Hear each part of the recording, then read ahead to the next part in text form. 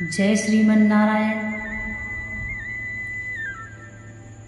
गरुड़ जी पूछते हैं नारायण से, हे भगवान, मृत्यु के उपरांत संतान के मृतक के प्रति क्या कर्तव्य होते हैं तथा मृत्यु के पश्चात मृतक की आत्मा की क्या स्थिति होती है। गरुड़ पुराण के अनुसार बताया गया है, जब व्यक्ति की आत्मा निकल जाती है अर्थात जब व्यक्ति की मृत्यु हो जाती है तो एक तरफ व्यक्ति का शरीर तथा दूसरी तरफ व्यक्ति की आत्मा रहती है।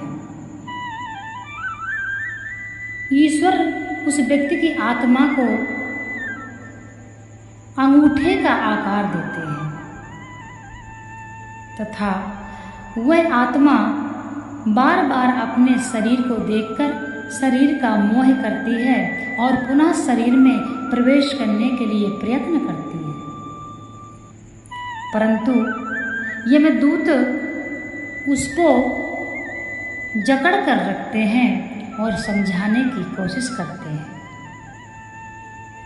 अपने परिजनों को रोता बिलखता देखकर आत्मा हाय हाय करके रोती है, बिलखती है तथा अपने परिजनों को बहुत ही समझाने का प्रयत्न करती है,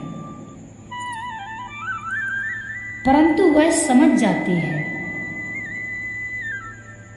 कि मुझे कोई महसूस नहीं कर पा रहा है तथा मेरा प्रयत्न करना बेकार है, और वह आत्मा हाय हाय करके बहुत रोती है, बिलखती है, सबको देखती है, रोती है, तड़पती है।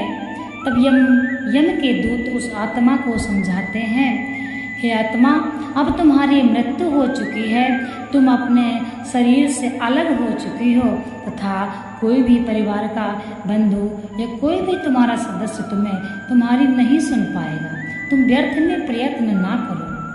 वह आत्मा यमदूतों के चरणों में गिरकर हाय हाय करके रोती है तथा अपने जीवन में जो भी उसने संग्रह किया है उसको देखती है।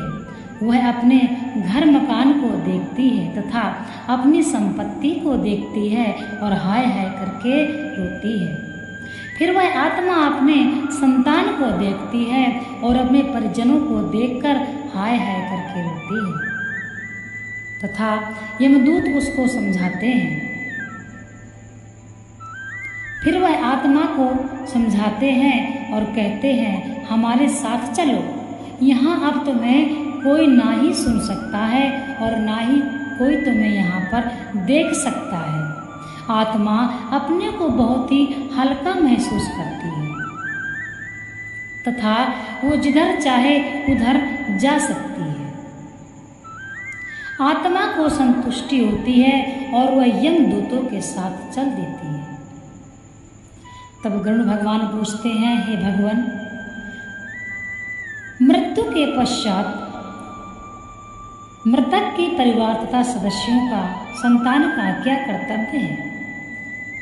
तब भगवान बोलते हैं, हे गरुड़, मृत्यु के पश्चात मृतक को शुद्ध जल से स्नान कराना चाहिए तथा उसके शरीर में घी का लेपन करना चाहिए, या फिर कोई शमशान में भी जाके करता है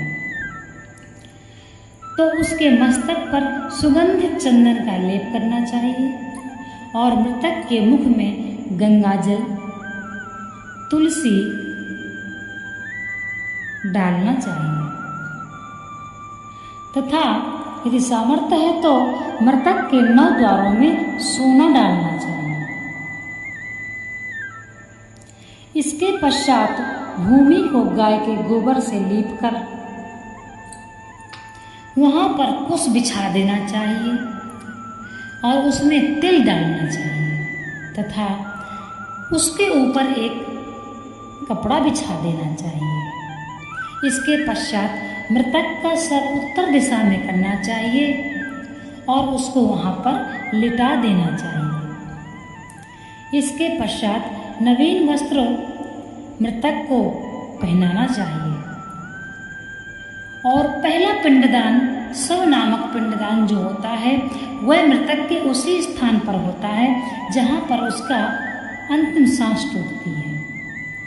उस पिंड से भूमि देव की संतुष्टि होती है तथा इसके पश्चात रास्ते में 4 पिंडदान होते हैं तथा 6वां पिंडदान मृतक का शमशान घाट में होता है।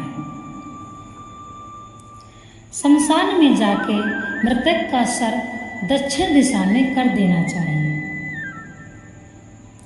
इसके पश्चात मृतक का जो लकड़ी तथा मृतक के जलाने का जो संग्रह करना पड़ता है वह मृतक के परिवार को ही स्वयं करना चाहिए। इसका संग्रह संतान को स्वयं करना चाहिए तथा वेदी को स्वच्छ करके गंगा जल से पवित्र करके उसमें जो भी आपने संग्रह किया है लकड़ियाँ वह उसमें डाल देनी चाहिए तथा उसमें मृतक को लिटाना चाहिए। कफन का आधा कपड़ा फाड़ के आधा कफन मृतक को उड़ा देना चाहिए तथा आधा कफन का कपड़ा शमशान में जो देख रेख करता है उसके लिए वहीं पर छोड़ देना चाहिए। इसके पश्चात सारी क्रियाएं करके परिवार वालों को चिता की परिक्रमा करनी चाहिए तथा मृतक को अग्निदाह देना चाहिए। संपूर्ण क्रिया करके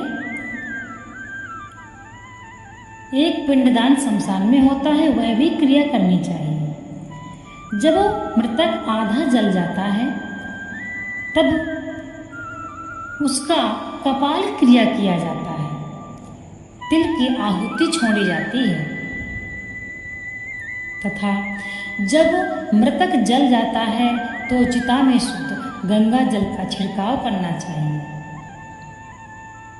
तथा उसके पश्चात जो भी शमशान यात्रा में जाते हैं उनको जलाशय में स्नान करना चाहिए तथा घर में आकर गेट पर नीम रखी जाती है।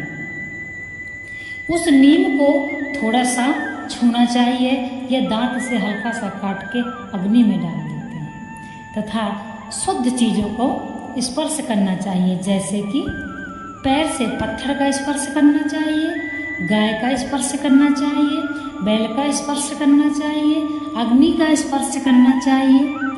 इस प्रकार से पंच तत्वों का स्पर्श करना चाहिए जिससे मृतक पंच तत्वों में विलीन हो जाता है तथा घर में आकर गंगा जल से छिड़काव करना चाहिए और व्यक्ति को पवित्र होना चाहिए।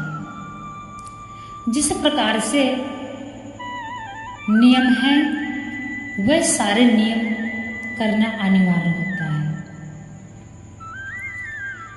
मृत्यु के उपरांत यह है संतान के कर्तव्य कि मृतक के लिए क्या करना चाहिए। इन बातों का अवश्य ध्यान रखें। गरुड़ पुराण एक ऐसा वैष्णव संप्रदाय से संबंधित है, यह व्यक्ति समझकर अपने जीवन के गति को सुधार सकता है तथा पंडित से सलाह लेकर ही मृतक की क्रिया करना चाहिए तथा सारे पिंड दान अवश्य कराना चाहिए।